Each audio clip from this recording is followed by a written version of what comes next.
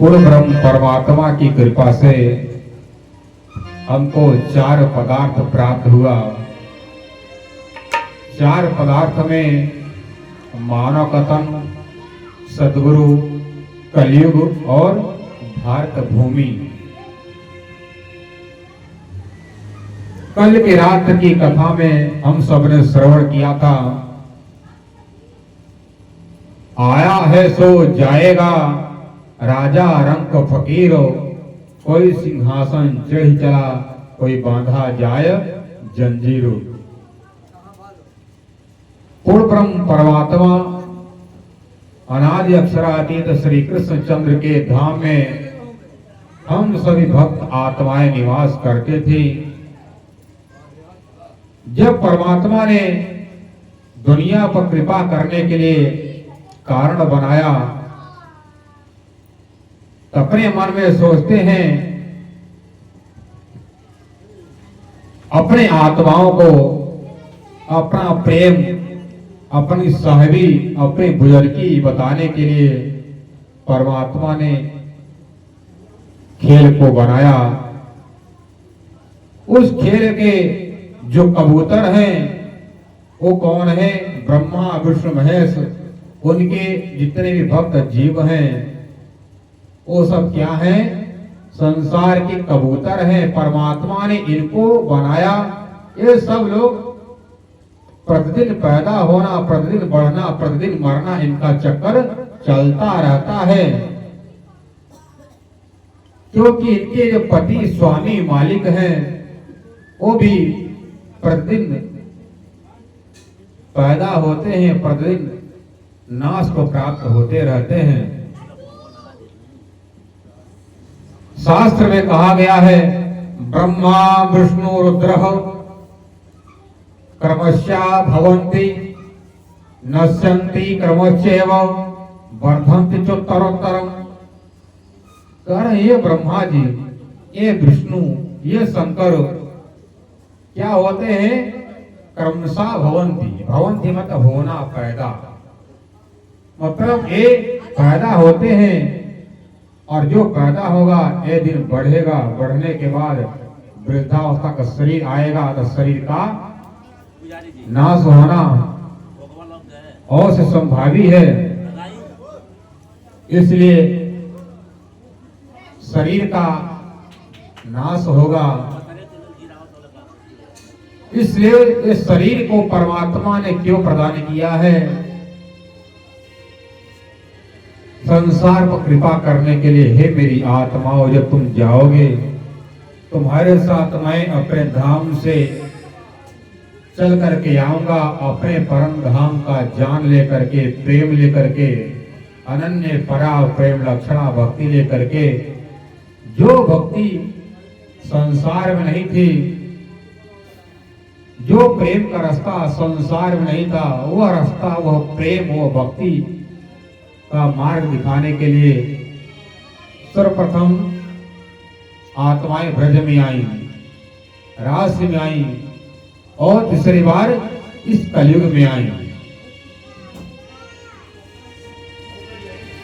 आकर के जब भूल गई तो परमात्मा श्री प्राणादि आत्माओं के प्रीतम आकर के अपने वाणी द्वारा पहचान कराया। उन्होंने बताया कि तुमको ये मानव तन जो मिला है उस ब्रह्म अक्षरातीत की कृपा से मिला है, इसको तुम व्यर्थ में ना गवाओ। प्राणा जी अपने वाणी में कहते हैं, वृथा का निगमो रे पामे पदार्थ चारो। निगम मतलब खोना। तुमको परमात्मा ने जो अनमोल धन मानव का तन दिया है, सदगुरु मिल गए 28वां कलयुग में और भारत भूमि में हमारा जन्म हो गया। हम सब लोग बहुत खुश नसीब हैं। और उसी बात को श्री रामचरितमानस में कहा गया है, मानव तन किस लिए मिला? साधन धाम मोक्ष कर द्वारा, जिन पायन परलोक सवारा। कहते हैं तुमको मानव का तन परमात्मा ने दिया है, किस लिए? साधन धाम, कौन सा धाम को प्राप्त करने के लिए? स्वर्ग वैकुंठ कोई धाम नहीं है। हम अच्छा बुरा कर्म करते हैं, वहां पर हमको अच्छे के कारण हमको अच्छा व्यवस्था मिलता है और बुरा कर्म के कारण हमको दंड मिलता है। वो भोग भूमि है और धाम तो जहां से न आना न जाना होता हुआ स्थान ही धाम है। इसलिए मानव को मिला साधन धाम मोक्ष कर द्वारा। ये जो मानव तन है उस परमात्मा अक्षरातीत को मिलने के लिए, अपने आप को पाने के लिए परमात्मा ने खुद अपना स्वरूप दे दिया। इस शरीर को परमात्मा ने इस जीव को कितने बार ही हाथी गाय कुत्ता बिल्ली बनाया, फिर भी ये जीव उस परमात्मा की भक्ति कर नहीं सका। क्योंकि जितने भी जीव हैं वो अपने कर्म के अनुसार उनको योनियां प्राप्त हुई हैं। उन सब जीवों में श्रेष्ठ कौन है? मानव का तन। मानव ही सबसे होशियार, सबसे बुद्धिमान, सबसे बुद्धिजीवी है और मानव से बड़ा कोई राक्षस नीच भी नहीं है। कहते हैं मानव सब कहते, पर मानव में है भेद। कोई मानव हो देवता, कोई है भूत प्रेत। वही जो इंसान भजन भक्ति करता है वही परमात्मा को प्राप्त कर लेता है। बाकी इंसान मानव तन मिलने के बाद भी जो कुत्ता हड्डी चिचोड़ रहा है, मांस मुर्गा खा, वही इंसान भी कर्म कर रहे हैं। हमारे और कुत्ता में बिल्ली में कोई अंतर नहीं है। इसलिए हमको मानव तन मिला और मानव तन इसलिए दिया गया। बार बार कहते हैं तुम उस परमात्मा को भक्ति करो, परमात्मा को पाने के लिए तुमको ये शरीर मिला।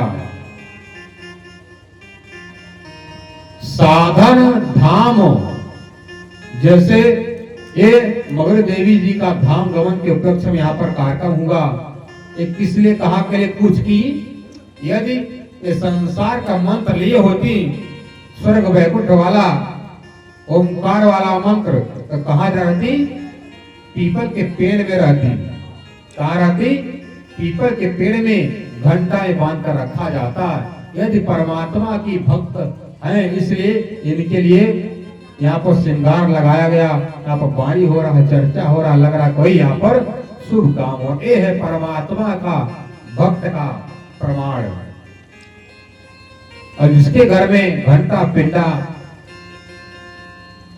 तर्पण होता शरीर का, वहां पर घंटा पिंडा पूजा होती, वहां पर भूतों प्रेतों का निवास होता। उसके घर में जाने पर पता नहीं कैसा भाव आता है।